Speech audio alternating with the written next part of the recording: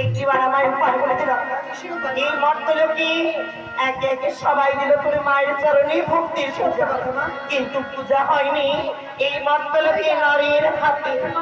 তাই যে আমার উপায় বলে দিল একটা কেমন কি উপায় বলবো মা? আমি তোমার চরণ দাসী, চরণ সেবা ছাড়া আর কি বা করতে পারি না তোমার। তাই তুমি এক কাজ করো, আমার জড়াদাকে স্মরণ করো। একমাত্র জড়াদাই বলে দিতে পারবে বর্তির বুকে কন্যার তোমায় ছুঁয়ে দিতে পারবে। ঠিক করেছিস, নারীতে নারীতে হয় না যুক্তি।